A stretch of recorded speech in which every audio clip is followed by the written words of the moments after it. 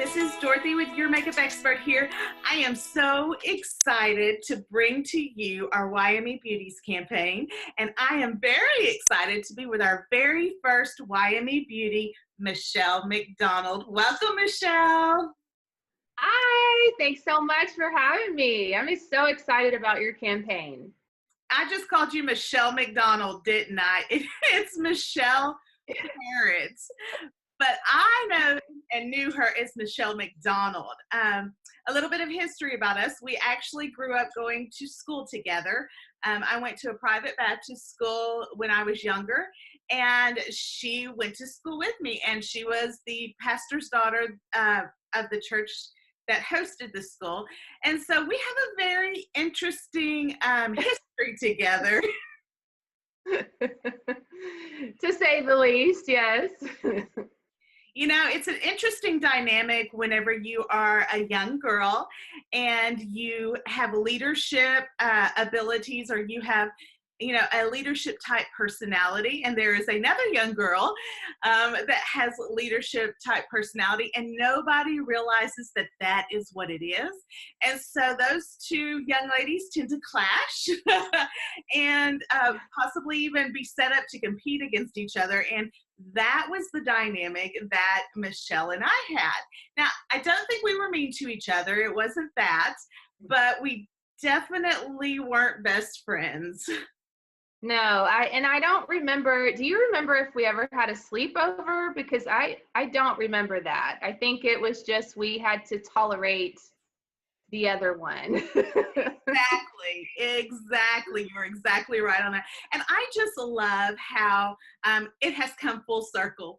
And, you know, from the point that we had that tension, you know, that kind of pushed against each other, to now we are able to work with each other and empowering other women. And there's a saying that says girls compete and women empower. And so I really feel like that's what we did then, and that is what we are doing now, is not only empowering each other, but empowering other women to be great leaders. Absolutely. And it's just been such a joy to get to reconnect with you, Dorothy, and to see all of the good things that you're doing to empower other women and to redefine beauty with this campaign. I love it. Oh, I do too. I am so excited. Okay, so my understanding is that you are pursuing your master's in social work. Is that correct? Yes. I am almost done. I graduate with my master's in August. So yay, I'm so excited to put schooling behind me. What inspires you to do that work? Mostly, Dorothy, life experiences. A lot of things have happened, good, bad, ugly, along the way to get me to this point of 45 years of age. And to just know that my calling and my passion is to help people. I want to help them live their best lives and reach the full potential that's inside of them, the calling that God has placed on each of us. And sometimes we just need a little hand up, right? To help each other realize our self-worth and our self-value and those sorts of things. I like to say that, you know, it's like when I have no green thumb, by the way. My mom is amazing at keeping plants alive and seeing them flourish. Me, not so much. I have some cactuses, like I think you say cacti. And so like those are great because, you know, I can water them a little bit here and there. But it's really like when you've neglected a plant for well past the time that it needs some water, right? And so you start seeing the leaves are all droopy or they're drying up. And it is amazing the transformation that takes place in that little plant when you put just a little bit of water on it. And it's overnight, like it's almost instantaneous. And so for me, social work gives me that avenue. I get to water the lives of other people and get to, you know, really pour into them to help them, you know, walk into their path, walk into their full potential. Does that make sense? That does. I absolutely love that. I love your analogy with that. I think it is amazing and great. So tell me, what are some of your most challenging experiences that you've had or things that have that brought you to that point? Is there an instance in your life or something that was a game changer for you? I know there was for me, and I think everybody has one of this. So what was something that really just gave you a reality check and brought you into viewing life differently? Quite a few different instances, like I said, but the one that sticks out to me, the one that really woke me up and showed me that I have a mission much bigger than me or anything that I could do on my own. But no, the year that I taught at Cullen Middle School, I taught sixth grade math, and just getting to, number one, be in a completely different world than I had ever been in. Just to put it bluntly, I grew up in a white bubble, and I, up to that point in my life, I wanted to diversify, but I didn't know how. My church was white, my town was white, the school my son went to, and so I end up teaching at Cullen Middle School. It's not something that I actually went out and looked for or anything like that. And I show up, and it is literally, I'm one of two white people on the entire campus. The majority of the student body was African American, and then there was a very small Hispanic population. Anyway, that year of being the minority for the first time, being uncomfortable in a setting that I had never been in before, and then really just doing life with these kiddos for a year and learning about their struggles, learning about the challenges that not only their home life is placing on them, but society. These kids were living in poverty. A lot of my students only ate when they came to school because there was free breakfast and lunch at school. So that year was definitely my game changer. That's when I really found my mission and, put it down, and like it concreted like what I have to do. I know that when I came back from Worst Cooks a few years ago, I had the ability to experience what a trafficking victim might go through, or how they might think, or the challenges they might have, so that I would be able to sympathize and have compassion for that. And that is one of the reasons that I started Beauty Will Rise, was because I knew that this right here was something that I could have experienced very easily, and my children could have experienced. And I wanted to make some type of change.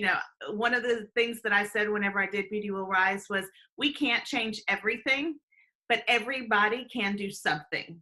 And so I love that you're doing something. Okay, so what is the biggest obstacle or challenge that you have faced or overcome? Me. Overcoming me. Right? I am the worst. I get in my own head. And honestly, you and I have talked about this before. The shame gremlin that Brene Brown speaks about, that little sucker sits right here on my shoulder, like all the time, because I've made some horrible mistakes, some really bad choices that have hurt me, that have hurt other people. And so my biggest obstacle has been myself, and giving myself the forgiveness that God gives me, giving myself the grace that I extend to others. And so really just getting out of my own way, out of my own head, in order to, again, just step into that path that God has laid out before me. I love Renee. She's one of my clients for makeup. Anytime she shoots anything or films anything, I have the privilege of getting to do makeup for her. And so whenever she was filming her courses, I got to sit in and was listening to it. And I thought, this right here is gold. Like, everybody needs to know this. Getting out of our own way really is the biggest challenge. And I think everybody faces that challenge. Everybody. I have faced it. And I find it extremely interesting that we can forgive other people much quicker than we can forgive ourselves. that we will talk significantly kinder to other people than we will ourselves, which is interesting to me because, you know, when I started looking at loving other people as much as I love myself, I thought, ooh, there's a problem there because I'm not real sure that I treat myself with the kind of love or kindness or forgiveness that I should. And am I really doing justice giving other people those things if I can't do it for myself or to myself?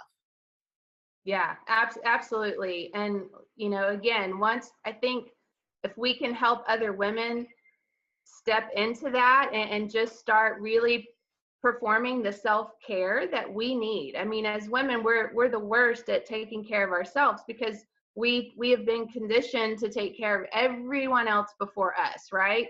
So that message alone needs to get out there, to get out of our own way, take care of ourselves, and love ourselves. But one of my favorite sayings is, just be you. Everyone else is already taken.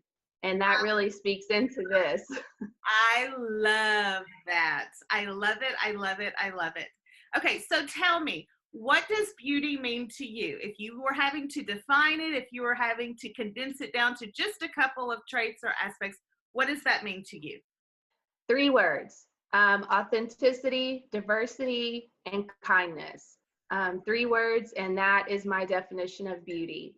Authenticity, because again, that speaks into just be yourself. Everyone else is already taking. You know, being authentic allows us to intimately relate to other people. If we're not authentic, we can't get in that space with someone. And honestly, you know, God has given each of us a calling. And if we're not owning that, if we're not being true to that, then you know we're cheating the world out of that little piece of the puzzle that he's put into place. So authenticity is so beautiful to me, and being authentic even in our ugly moments, right? And I definitely have some of those ugly moments. But I've got to be me, and I've learned to be comfortable in my skin at this point. The second thing I mentioned is beauty, is diversity to me. I like my world to be diverse and on all levels, different races, different ethnicities, cultures, abilities. I like to compare diversity to a stained glass window. If a stained glass window is just one color, first of all, it wouldn't be a stained glass window, and it wouldn't be near as beautiful as one that has all those little pieces and colors and shapes and sizes. So beauty is definitely diversity to me as well. And then lastly, kindness. I just feel like, and I think everyone probably agrees with this, we need more kindness in our world. And it's not hard. Okay, let's be honest. Sometimes it is hard depending on which person we're dealing with, but it doesn't cost us anything. It costs us maybe a little bit of pride, but at the end of the day, I think it takes more energy to be unkind than to show kindness to someone else. So yeah, those 3 things for sure. That's beauty to me. I love your definition of that. So if you had advice to give to a young lady, just one little piece of advice that you could pass on to a young lady, what would that be? Take the time to find out who you are, find out your passions, find out what fills you up, you know, what is it that you have to offer, and then embrace that and go do it. If you have a calling on yourself, like it's in you to write a book, go do that. Don't let anything stop you from doing that. I think we cheat the world of what we're supposed to be when we don't figure that out. So let's go to a lighter note. What is your favorite beauty products? Because inquiring minds want to know, what products do you like? I am a product junkie, so I have everything that you can imagine. Skincare is my jam, though. Like, I have more skincare products in my cabinet than I'll ever have makeup, probably at this point. If I had to pick a favorite product, it's going to be mascara. I have to have mascara no matter what. I'm so pale that without it, I feel like I look like death. And then I really, you may laugh at this, but I'm a drugstore mascara girl. I like L'Oreal's Millionaire Lashes. That one, I've tried all the top brands, the high end, the low end, and L'Oreal is definitely the one I go to every time now.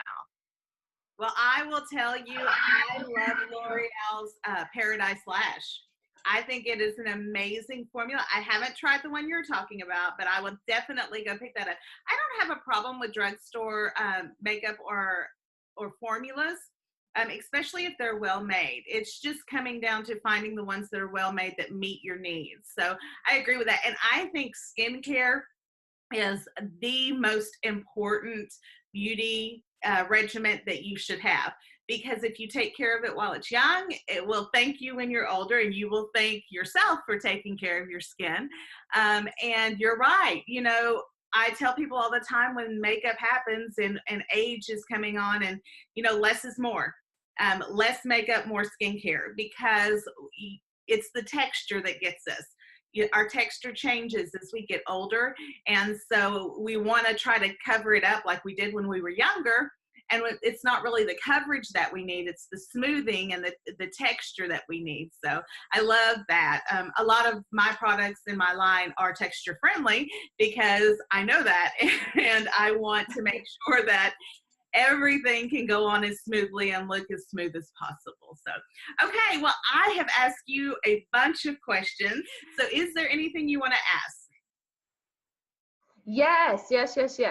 I'm dying to know. I'm really starting to go into the bold lip because of you. You actually did a red lip on me for our photo shoot, and I loved it. But how do I do a bold lip so that it doesn't feather into all these little lovely lines and wrinkles?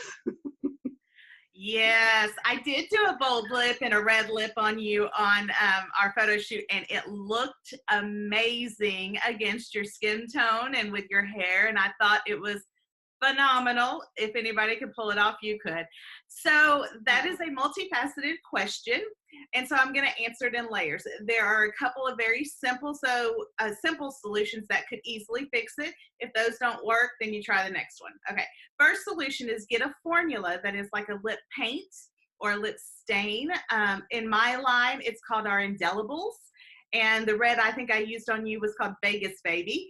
And that particular formula is meant to stay. Like, it's not coming off once you put it on. There's no bleeding. Like, you literally have to remove it. So that would be the easiest answer to that question. The next one would be to use a eye lip primer. Okay, so there's one that it could either be dual or it can be a lip primer separate from an eye primer. Mine is dual. So my eye primer and the lip primer are the same because it's flesh tone.